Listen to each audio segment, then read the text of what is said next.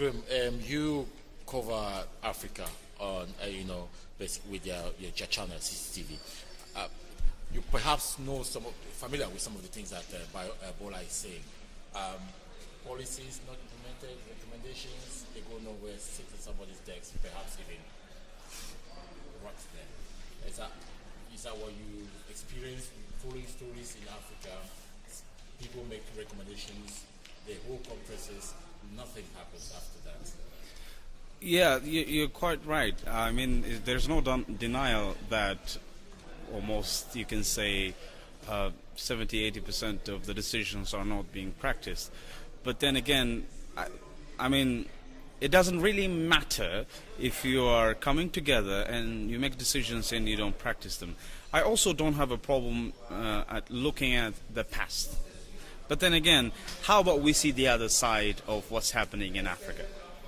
The past being one of the springboards that we can use for few countries, by the way, because Africa is not was not fully industrialized even before. Some countries in Africa which got a chance to build factories where might have industries, while the rest of the continent, as many people say, was dark. Now, this particular moment has a different story than the earlier times. Africa has 20% of its population young, and which can provide labor. We are at the time where the world recognizes that human resource is one of the backbones of industrialization. Take the example of China, for example. And two, of all the times, now is very important when it comes to creating bilateral, multilateral relations with countries of Europe or the emerging economies like China, Brazil, and India. So now Africa has the platform to industrialize itself more than any time in history. The point here is, change comes for two reasons. Whether you like it or not, there is change. The most important part for the leaders, especially for the population of Africa, is to commit themselves to use this opportunity so that the continent can be competent. One of the simple things that I want to tell you as a final point about your question is the shortcoming starts not only from practicing what you have already discussed. It also comes when there is a bilateral or multilateral relationship that you have signed with any country in the world or even organizations. Africa lacks the strength, the commitment to exploit its end, while others are using the opportunity. When there is an agreement signed between you and me, if I am using it properly, and if you're not, you cannot blame me. Of course, we can help each other, but you should do your homeworks. So Africa, we Africans as a people, not only as a journalist, if we can scale up what we have done before, and also use the opportunities around the corner, then industrialization is not a dream that cannot come true. Yeah. Okay, I'll move over here now to my right. Matthew, I'll come back to you. This whole thing, there are different issues being raised as well, as you can hear from our other colleagues, but somebody needs to be providing, and then somebody needs to be making stuff to sell them. Do you think China and the West could possibly accept or allow Africa to be industrialized? Well, I think you've hit on a really, really key point. I mean, it's very easy to identify that there have been all kinds of reasons why things haven't happened as they should have done. But there are sort of push and pull factors, essentially. There have been deficits, there's no doubt about that. But on the other hand, the fact remains that the diamond industry in Antwerp depends on diamonds from Botswana and elsewhere around the world. That essentially other countries need these minerals to drive themselves. There's no minerals in Japan, for example.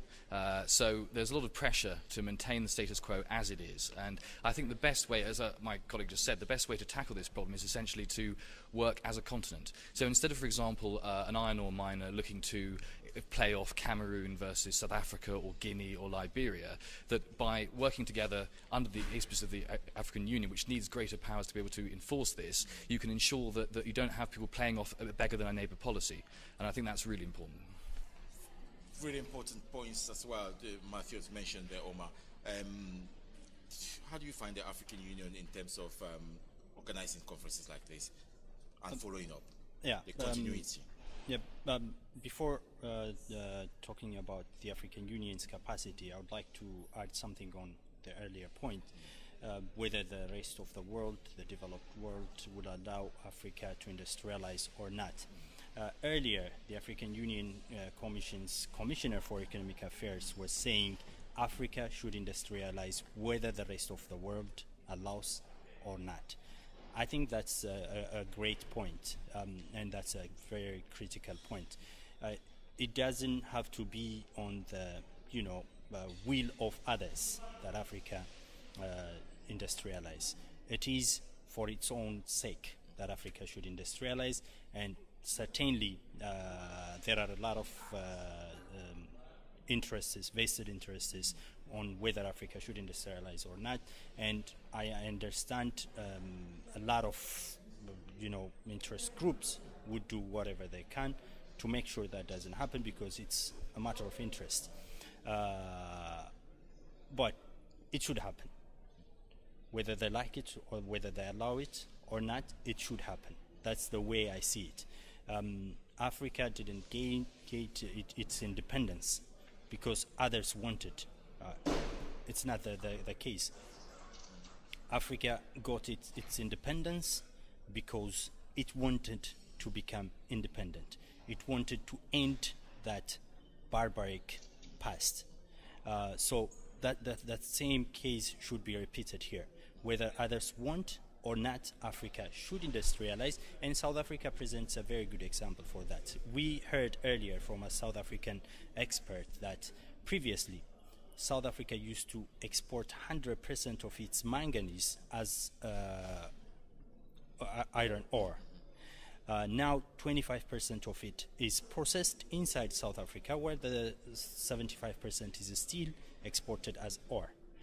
That's a leap forward, the way I see it. The rest of Africa should do the same.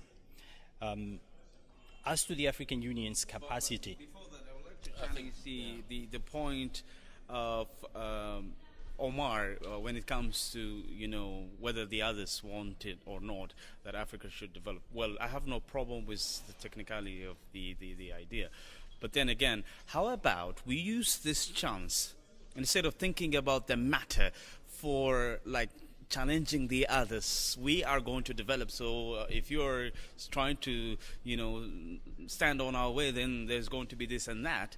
How about we use this opportunity of the rest of the world, like Europe, for example, the Chinese experience that we were talking about, they are already there, so there are always experiences that Africa should take from them.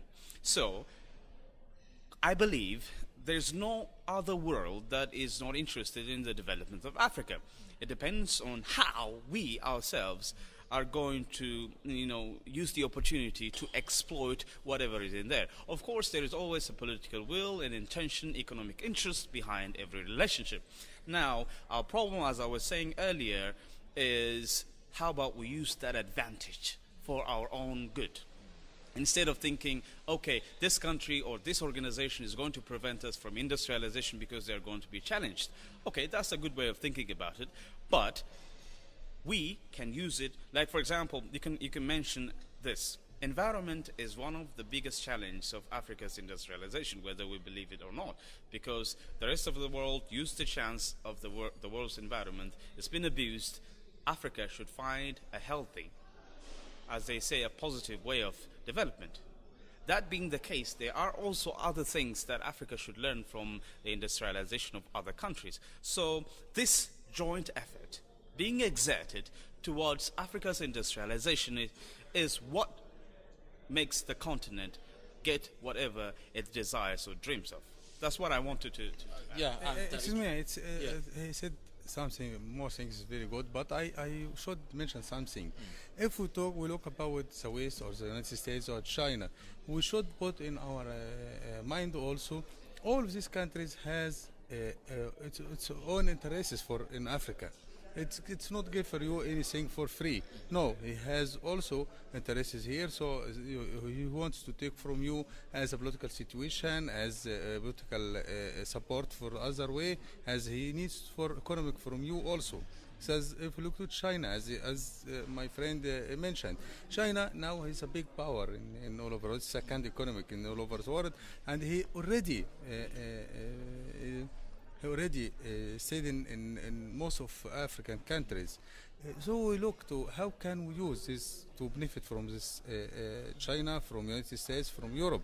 It's not as well for it depends for ourselves. It's not for others. We should take this initiative and put our aims on our eyes and stop here. We need this 1, 2, 3.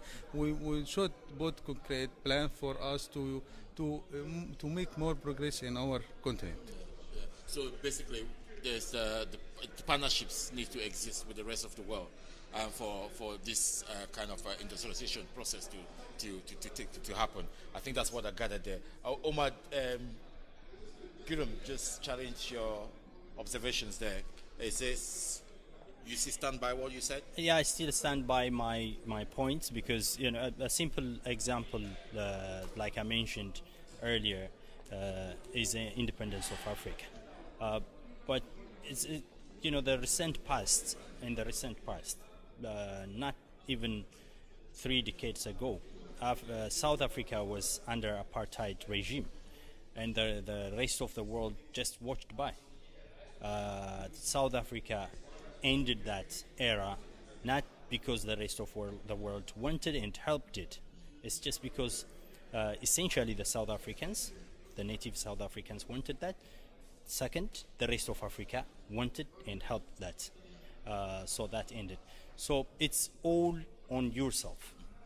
It's all on you.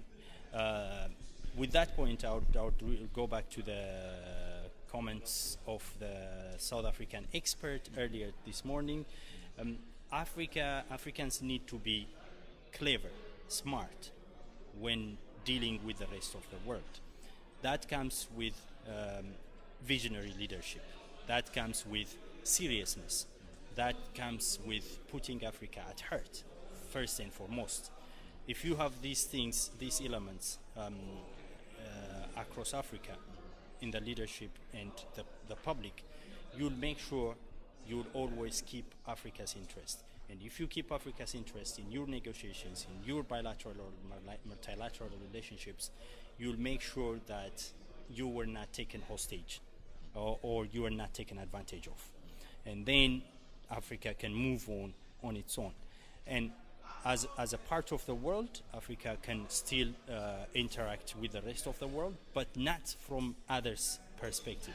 It should be from its own perspective. I want this, and I'm going to deal with you on this. My own terms, you come with your terms, we deal with that.